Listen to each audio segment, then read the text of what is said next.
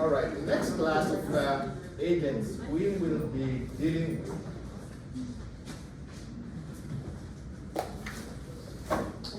are the inhibitors of bile acid absorption. And these are the ones that are sequestering bile acid.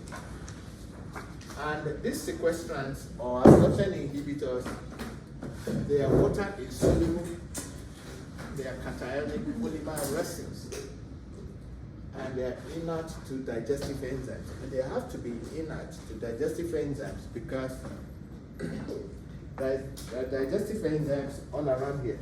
So you cannot be giving an agent that's supposed to sequester the bile acid, and at the same time the enzymes are digesting them. That's what it means.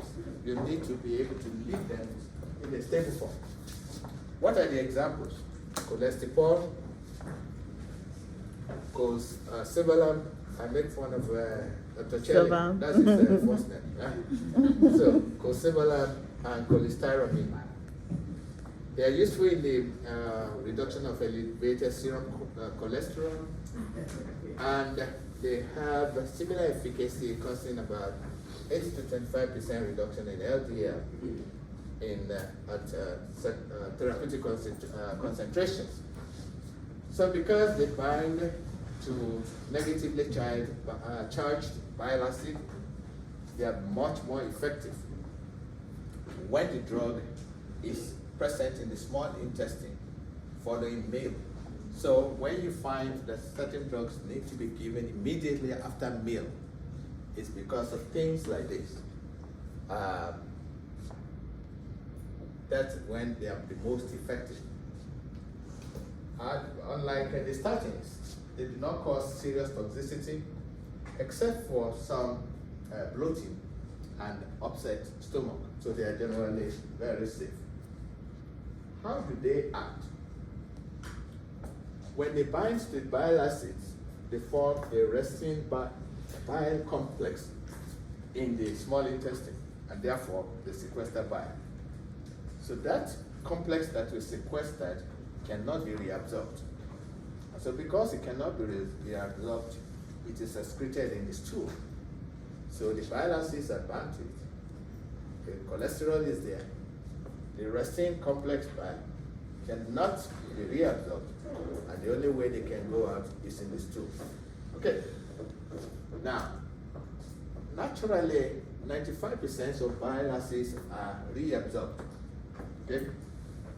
Here. There's that reabsorption. So, when there's decreased reabsorption of bile acid by the GI tract, it interrupts the enterohepatic circulation.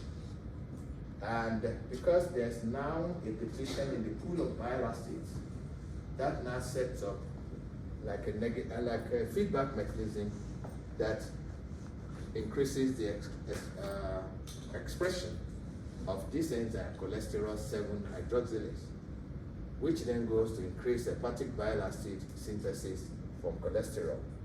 And that's what now causes the reduction in cholesterol concentration in the hepatocytes. I will not bore you with this part of the complex in terms of the feedback mechanism, and because it may be a little confusing for you. But just know that these sequestrants combined with bile, and they are able to excrete the cholesterol that's bound to them in the urine. Yeah, that's all I will give you as far as the bile acids here is concerned. Except that I think there's another one that we want to make mention, is that you should remember that bile acids, as I mentioned before, are very important in the absorption of fat.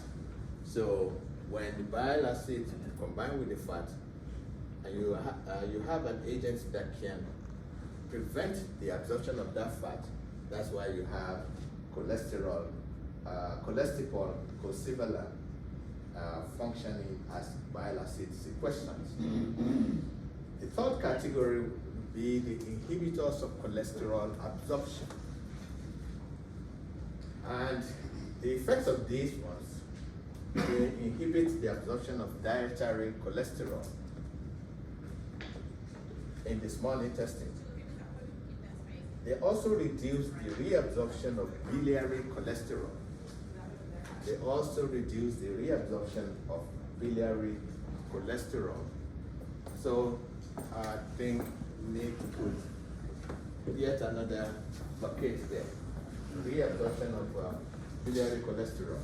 So by so doing, you see the reduced delivery of cholesterol to the liver, therefore the hepatic cholesterol is less, and therefore there is an increase in clearance of cholesterol from the body. The two available inhibitors are phytosterols, and they include plant sterols and stanols, and of course ezetimibe. This next slide talks about these plant sterols and stanols. They are natural substances. They are present naturally in plants, in fruits, nuts, vegetables, and grains. They are similar in structure to cholesterol and vary only in carbon side chains. The stanols on their own are saturated sterols with a methyl or ethyl group. And that's for Dr. Chelia to expatiate on. And the sterols are the steroids with an alcohol group. These phytosterols are similar in structure to cholesterol, and that helps them to reduce the absorption of cholesterol because they dummy the absorption process, thinking that the cholesterol is the one there. So there will now be a reduced cholesterol and less bile absorption from the gut. The phytosterols will reduce the absorption of both dietary and biliary cholesterol, and these ones are excreted out. The phytosterols themselves, of course, are virtually unabsorbed by the body, so it allows it to pass out in the urine. Ezetimibe is known to reduce intestinal cholesterol by about 20%. How does it act? It blocks the uptake of cholesterol. There's a protein at the brush border of the absorption site in the small intestine that is called the MAPC1-like 1 protein, MPC1L1. By binding to this channel or this protein allows the inhibition of cholesterol being absorbed from the intestine. And if cholesterol is not absorbed from the intestine, you have a reduction in dietary and biliary cholesterol that's going to the liver. With the reduction in the amount of cholesterol going to the liver, you have an increase in LDL receptor expression. And you know what increased LDL receptor expression does. It ends up reducing the amount of plasma concentration. So the outcome of this is a decrease in plasma LDL concentration and reduced hepatic cholesterol content. There's a combination that's common in the market now, is Vitorin. And Vitorin is a combination of ezetimibe and simvastatin.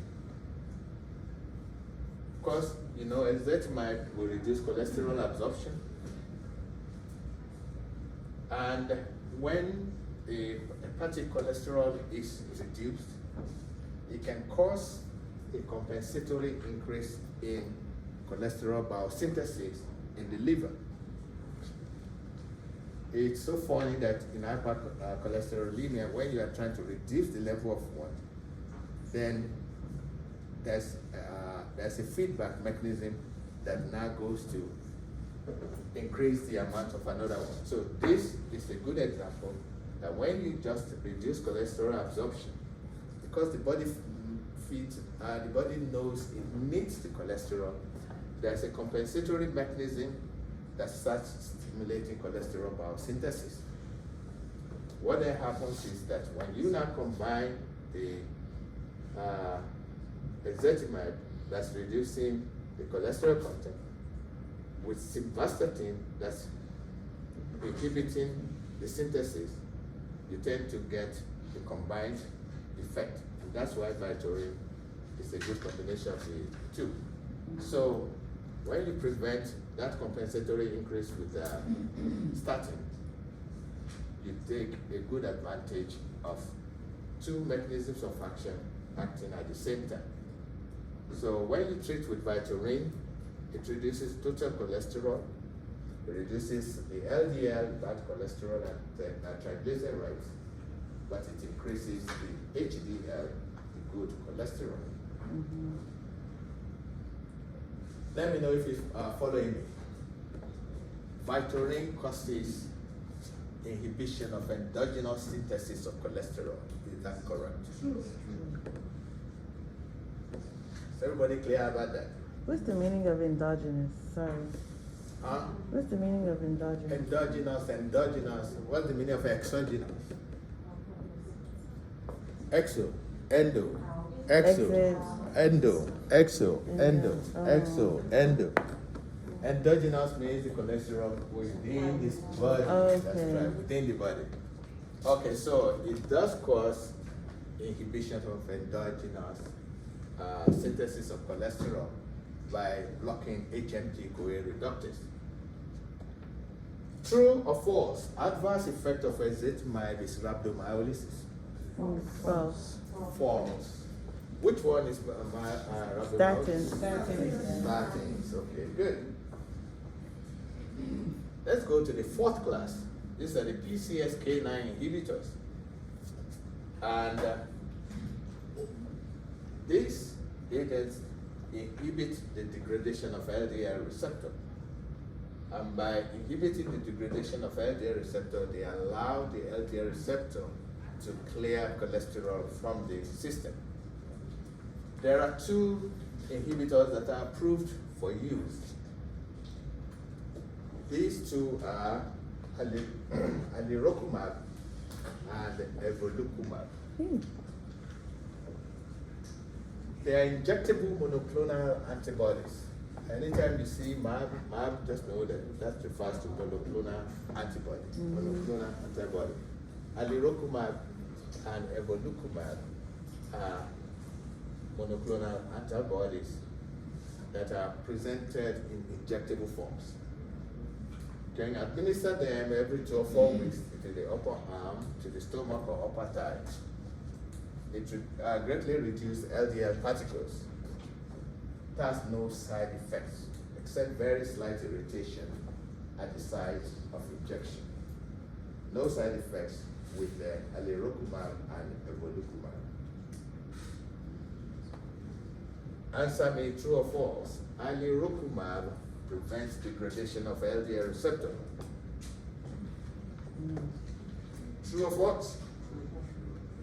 Prevent? Alirocumab prevents degradation of LDL receptor. You know, it's a PCSK9 inhibitor. Oh, it's an inhibitor, so it doesn't prevent, it actually degrades. That's true. That's true. True. Remember that. It inhibits this. Oh, I thought that the PCSK9 was the enzyme. It's true. The enzyme is what degrades the LDL receptor. I'm sticking to It it. It's true. inhibits. But the P. Oh, prevents. Yes. Yeah, so it prevents. Yes. So it prevents. It's true. It prevents this. It prevents that one from degrading. Yes. It's true. It's I true. don't want you to just be in class. It's true. It Okay, prevents so LDL. are we clear now? Yes. Alirocumab, okay. Let me go back here, because that's why it took time initially. I told you LDL receptor is normally degraded by this enzyme. But is LDL receptor good or bad? It's good. It is good. Right? It's good. Yes, it's good. So if it is good, we need to eliminate the bad guy. Yes. That's making the good guy look bad. It's like, how many are parents here how many are parents? You're a parent. Okay, just few parents here. Okay. You're a parent too? I have a dog. Okay, all right. There are parents here. I just want to make sure I want to make sure I use an analogy that will help you understand the thing. I'm a parent too. And I tell you what I did one time. My daughter was there dating someone I didn't like.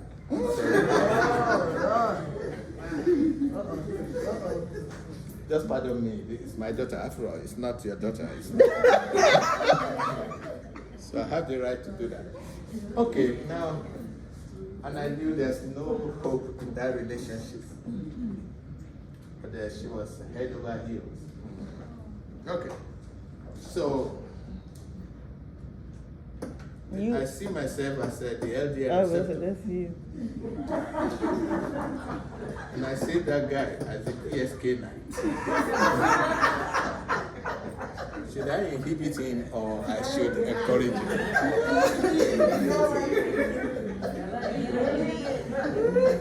We should call you arrows. So I was just acting like Ali Rokuma at that time.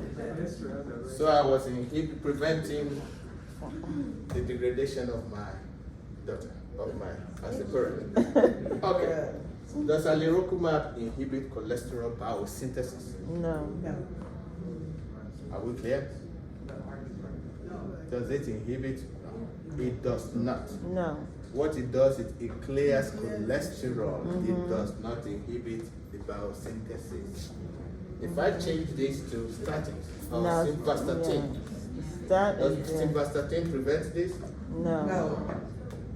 Yes. Can we say combo? I think that there's a word missing on the slide that threw us off. Because it's on the slide that we have, it says that it degrades LDL receptors. Okay. Oh, it says it degrades. Yeah, that's what it says on the power. Let me make sure.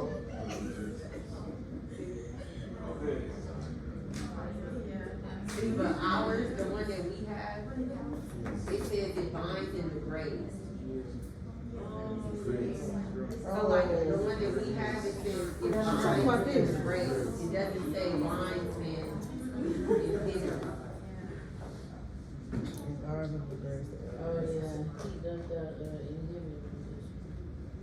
That refers to PCSK9, the enzyme. You get me? It is the enzyme, it's the PSK9 that degrades the LDL receptor. Oh, okay. Mine is wrong. So forget about mine. Thank you, Kenny, for bringing that up. Okay. Your version is right, mine is wrong. Somebody has been getting into my file, huh? Okay, so thank you for pointing that out. So what you have is correct. It is the enzyme that binds and degrades the LDL receptor. So what the PSK9 inhibitors do is to inhibit it. So are we clear now? Are we clear? Yes. Okay.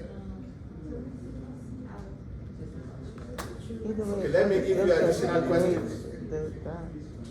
Alirocumab is indicated for patients who are not stable for starting treatment. It's in your notes, but I didn't get to it. I didn't see that one. You didn't see that one. So I'm not going to read everything for you. Let me make sure. Was this statement? That the inhibitors are approved particularly for treating heterozygous familial hypercholesterolemia and for patients who are not suitable for starting treatment. Okay. And what patients are not suitable for starting treatment? Pregnant mothers and nursing mothers. Very good. So that's the information I was trying to get there. Okay, and of course, I put one there that the side effect of evolocumab is myopathy. Well, We know it's false, right? yeah, it's only statins. That's for statins. Okay. Now let's quickly go to the fifth of the 7 groups. We have the fibrates. And these are the ones that are used for triglycerides and for HDL. If a patient has low HDL, the good one, then you go for fibrates. The patient has high levels of triglycerides, you go for fibrates too. There are two of them. You have gemfibrozil or lipid, which is the second most useful anti-hyperlipidemic agent. And you have the fibrates. You have the fenofibrate, you have the disafibrate, you have the cyprofibrate, all the fibrates. Now what do these fibrates, how do they act? There is a receptor that they act on. We call it the peroxisome proliferator activated receptor alpha, PPAR. PPAR alpha. And this PPAR alpha is expressed in several types of cells, including the hepatocytes. But more importantly, I don't want you to worry about this other information is too hard for you. This receptor is linked to metabolism of lipids. So the more you are able to activate this receptor, the more you are able to carry out fat metabolism and break it down. As a matter of fact, they will act here, around here. So the PPAR alpha or the fibrates will be acting through the PPAR receptor, and the PPAR receptor will be breaking down the fat through a fatty acid oxidation mechanism. When you activate the PPAR and you affect lipid metabolism, what it does mainly is to decrease the plasma triglycerides and increase the plasma HDL. How do they do this one? One, they can increase lipoprotein lipase expression. When they increase lipoprotein lipase expression, the metabolism of triglycerides go up. Breaks down the triglycerides, and so you end up with a reduced level. If you remember apoprotein C3, they can decrease the expression of this because this apoprotein is an inhibitor of lipoprotein lipase itself. So you need to decrease this so you can increase lipoprotein expression and increase triglyceride metabolism. The other one that can happen is you increase the transcription of the ApoA1 and ApoA2. And it is this particular cofactor of apoproteins that actually increase HDL levels. So when you take this together, these three mechanisms, what do you end up with? You increase fatty acid uptake and fatty acid oxidation. And you also decrease plasma triglyceride levels. So that the combination of these three actions, when triglyceride metabolism goes up, you decrease the triglyceride levels in the body. When lipoproteins lipase activity goes up, you increase triglyceride metabolism, you decrease triglyceride levels. And when you increase the transcription of ApoA1 and ApoA2, you increase HDL levels. That's how fibrates increase HDL levels and decrease plasma triglycerides. You find out that we hardly talked about the LDL with this group of compounds. The sixth group would be the nicotinic acid or niacin. Nicotinic acid or niacin is a water-soluble vitamin which is known to decrease LDL cholesterol and triglycerides, but you also increase HDL. This is one thing you notice in nicotinic acid now, and it's one of my questions I may ask. This one affects all the three, it affects the three lipoproteins: LDL, triglycerides, and increased HDL at pharmacologic concentrations. For the others, at pharmacological concentrations, they have specific effects on one block those three, one or two of the three.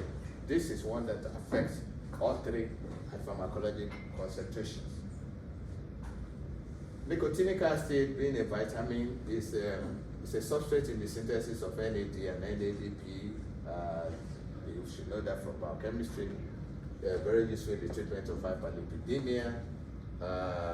For pharmacologic use, that's the dose. You will get more of that with the pharmacy practice. But then, when you give it a pharmacologic doses, you will notice that these increases are pretty similar. They are not too bad. That's why it's the only agent that has good activity on all three.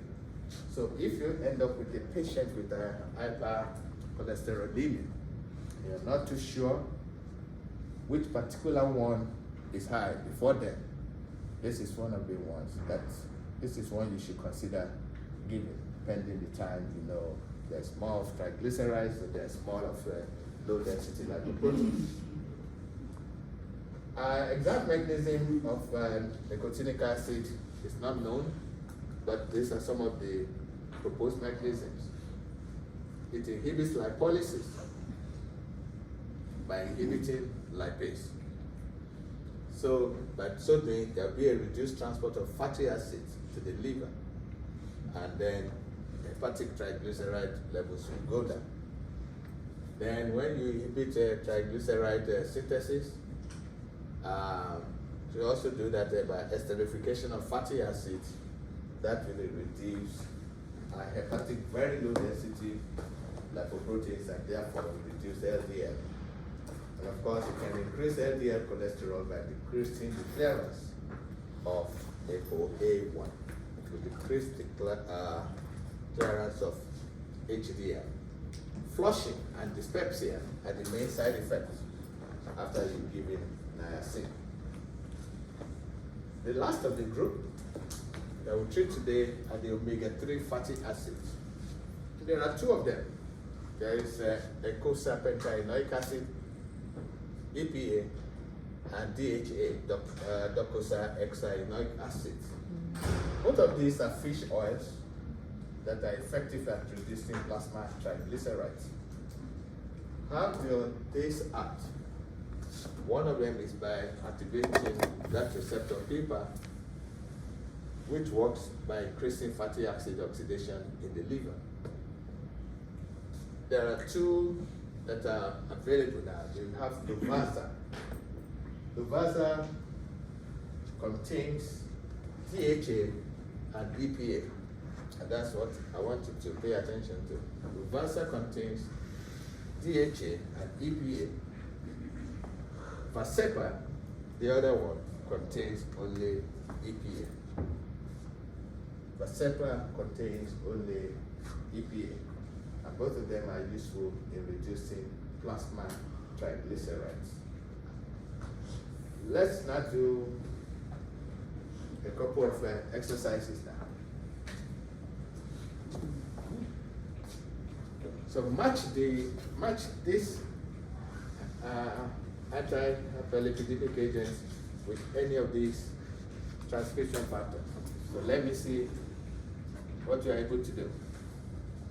Duvastatin, which one will you put it? Duvastatin, what will be the transcription factor? This is a tough question, I know. Yes, because I'm like,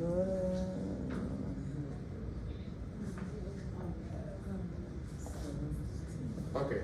So what relates to the HMG coenzyme reductase inhibitor when it comes to that? Very good. Okay.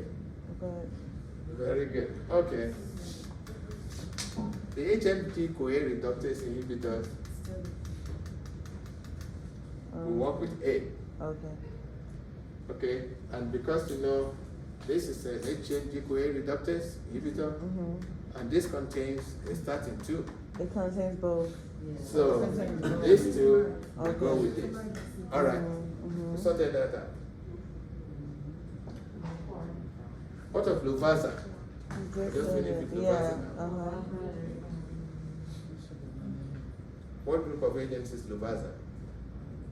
You said omega. Yeah. Hmm? You said omega.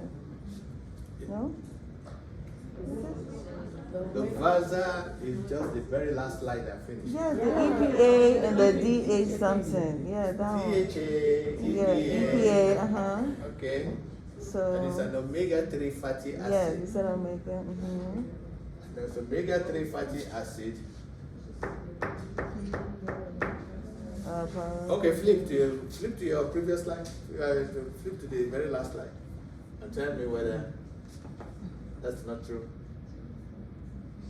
Does it act on PIPA? Bless you.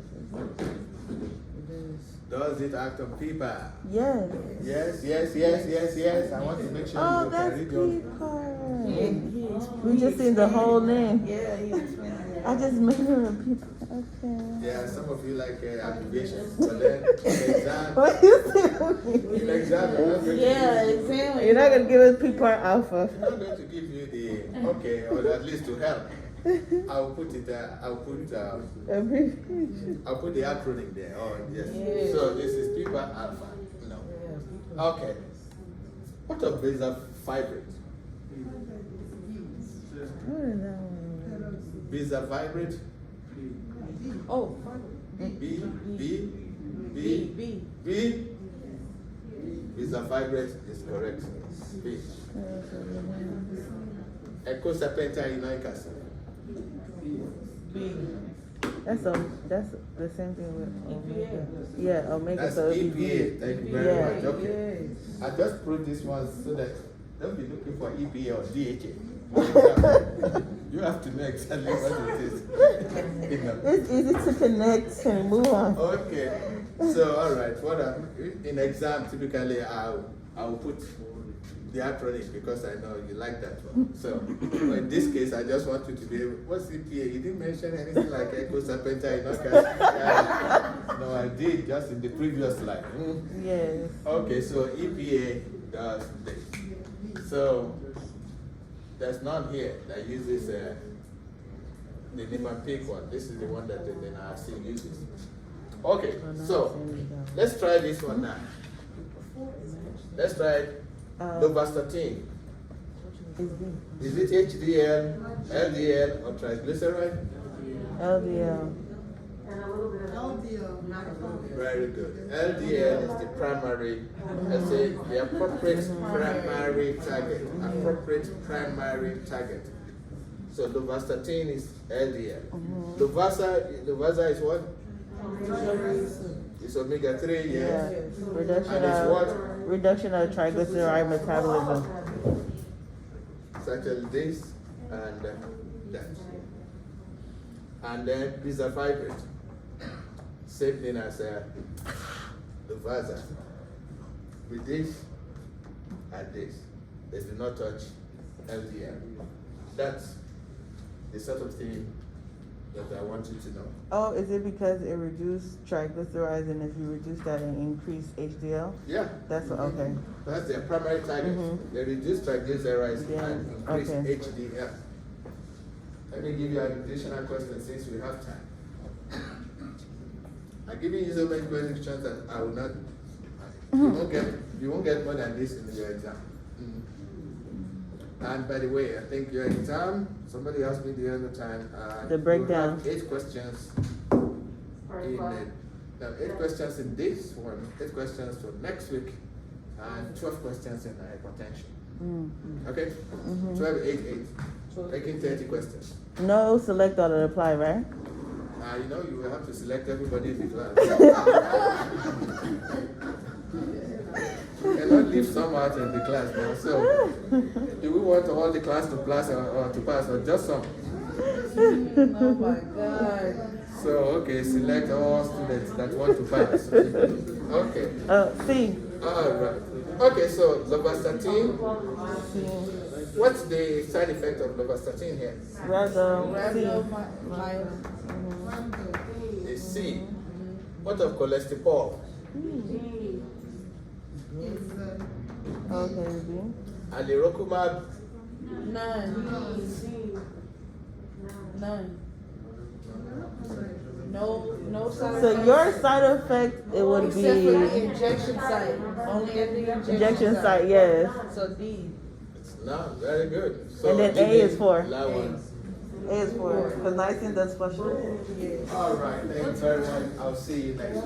Yeah, it's fine. Thank you. Oh, see.